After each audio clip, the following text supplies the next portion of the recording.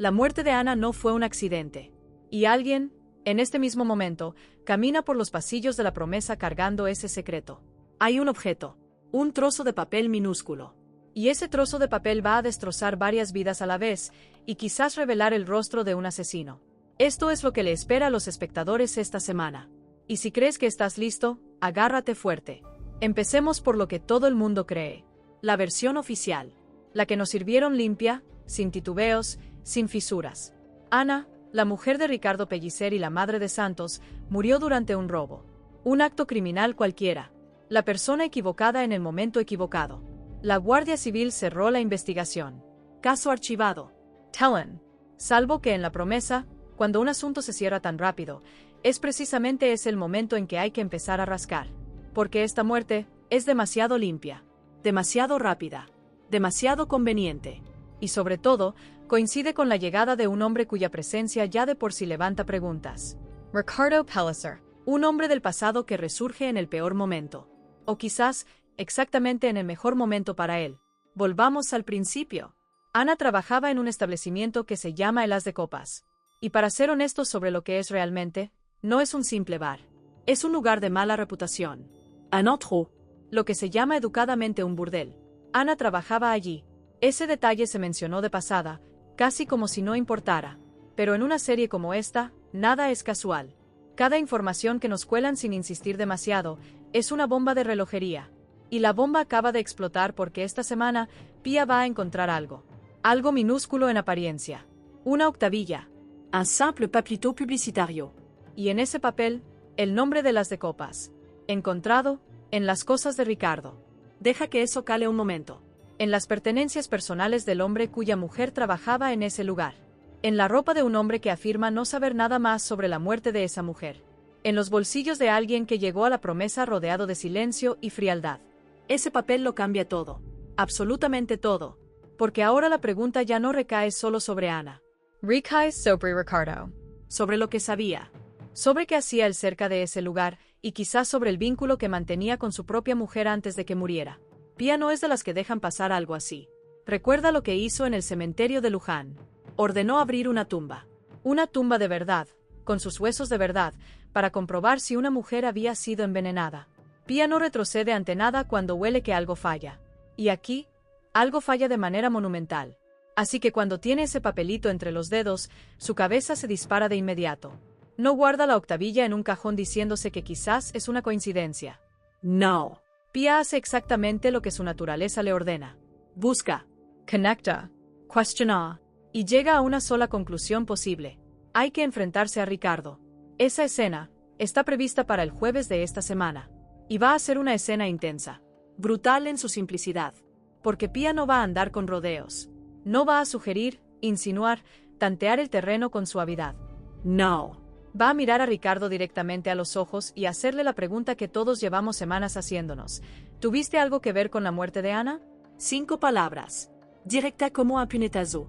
Y lo que pase después, ahí es donde todo va a desmoronarse porque la verdadera pregunta no es lo que Ricardo vaya a responder. Es cómo lo va a responder. Su silencio. Sus dudas.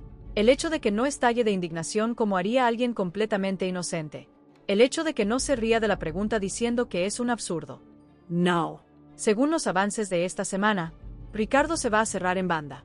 Una vez más. Siempre ese mismo muro de opacidad. Y ese muro va a romper algo entre ellos. Pia y Ricardo tenían algo. Una historia antigua. Unos sentimientos que habían sobrevivido a los años.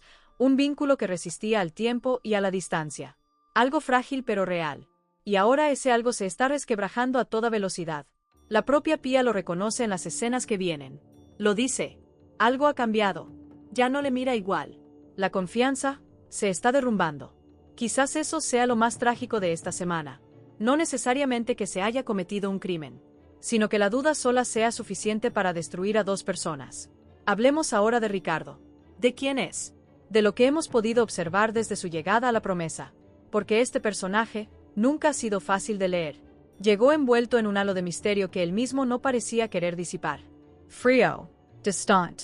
Replegado sobre sí mismo de una forma que, en alguien que supuestamente vuelve a retomar contacto con su pasado y reencontrarse con su familia, no se explica fácilmente. Un hombre inocente en su situación, hablaría. Se explicaría. Quizás torpe, quizás herido, quizás enfadado, pero hablaría. Pondría las cosas sobre la mesa. No tendría ningún interés en callarse. Pero Ricardo se calla. Y su silencio es elocuente de una manera que incomoda profundamente. Ahora bien, ¿significa eso que es culpable? No necesariamente. Y aquí es donde esta historia se vuelve verdaderamente compleja. Porque hay varias formas de explicar lo que sabemos, y ninguna de ellas es tranquilizadora del todo. Si quieres seguir recibiendo todos los análisis antes que nadie, suscríbete ahora y activa la campanita, porque lo que viene a continuación es lo más oscuro de todo. Vamos a poner las cartas sobre la mesa. Las posibilidades reales. Las que duelen. Primera posibilidad. Ricardo estuvo en el As de Copas porque sabía que Ana trabajaba allí. Fue a verla. Quizás a hablar con ella. Quizás a pedirle algo. Quizás a advertirle de algo. Y después de que se marchó, ocurrió lo que ocurrió. En este escenario, Ricardo no mató a Ana. Pero sí estuvo allí. Y eso le convierte en un testigo que ha decidido callar. Un testigo que, por las razones que sean, prefiere cargarse con las sospechas antes que contar la verdad. Lo cual implica que la verdad que oculta es peor aún que ser sospechoso de asesinato. Piénsalo. Si Ricardo solo hubiera ido a hablar con Ana y luego se hubiera marchado sin que nada malo ocurriera, no habría ningún motivo para ocultarlo. Ninguno. Salvo que lo que vio, lo que escuchó, o lo que hizo durante esa visita, compromete a alguien más. Segunda posibilidad. Ricardo sabe quién mató a Ana. No fue él. Pero sabe quién fue. Y está protegiendo a esa persona. Esto, en el universo de la promesa, no es descabellado en absoluto. Las lealtades aquí son complicadas. Los secretos se heredan. La gente protege a quienes no debería proteger por razones que van más allá de la lógica. Podría tratarse de alguien cercano. Alguien de la familia. Alguien a quien Ricardo no puede traicionar aunque eso le cueste todo lo demás. Y si esto fuera cierto, la culpa que carga Ricardo no es la de haber cometido el crimen. Es la de haber elegido el silencio sabiendo perfectamente lo que ese silencio le haría a Santos. A su propio hijo. Tercera posibilidad. Y esta es la más incómoda de pronunciar. Ricardo se benefició de la muerte de Ana. No necesariamente que la planeara. No necesariamente que apretara el gatillo, por decirlo de algún modo. Pero su muerte le convenía. Le quitaba de encima una situación complicada. Le dejaba el camino libre. Libre para quedarse en la promesa. Libre para acercarse a Pía. Libre para construir una nueva vida sin tener que lidiar con una mujer de la que quizás llevaba tiempo queriendo alejarse. Este tipo de culpabilidad es la más difícil de probar y la más difícil de perdonar. Porque no requiere haber cometido el acto. Solo requiere haber deseado el resultado. Y ahora viene alguien a quien no podemos ignorar en todo esto. Santos. Un chico que acaba de perder a su madre. Que aún está procesando ese dolor, ese vacío, esa sensación de que el mundo se ha roto sin previo aviso. Y que ahora, encima de ese duelo, va a tener que cargar con algo aún más pesado. Porque si las sospechas sobre Ricardo siguen creciendo, si Pía sigue tirando del hilo, si la verdad empieza a asomarse por los bordes, las miradas van a apuntar directamente hacia su padre. ¿Cómo sobrevive un hijo a eso? ¿Cómo mantienes la cabeza erguida cuando la persona que debería ser tu ancla, tu referente, tu protección, se convierte en el centro de una sospecha de asesinato? Y no de cualquier asesinato, del asesinato de tu propia madre. Santos está en una posición devastadora. Y nadie en la promesa parece estar pensando en él en este momento. Todos están mirando a Ricardo. Todos están mirando a Pía. Nadie está mirando al chico que está en medio de todo esto pagando el precio más alto. Pasemos ahora a algo que complica todavía más el panorama. Cristóbal ha dicho que la investigación no avanza. Sin pistas. Sin sospechosos. Sin movimiento. Todo parado. ¿De verdad es así? ¿O es que alguien no quiere que se descubra nada? Porque una investigación que se enfría tan rápido, normalmente no se enfría sola. Alguien la enfría. Alguien que tiene interés en que las preguntas no lleguen demasiado lejos. Alguien que sabe exactamente qué se encontraría si se buscara con determinación. Cristóbal puede estar diciendo la verdad cuando afirma que no hay avances. Quizás él mismo está siendo bloqueado sin saberlo. Quizás hay fuerzas por encima del que están gestionando la situación. Quizás la Guardia Civil cerró el caso tan rápido precisamente porque alguien se aseguró de que así fuera. La muerte de Ana huele a encubrimiento. No solo a crimen protegido. A crimen al que alguien con suficiente poder o suficiente influencia le ha puesto una tapa encima para que no salga nada.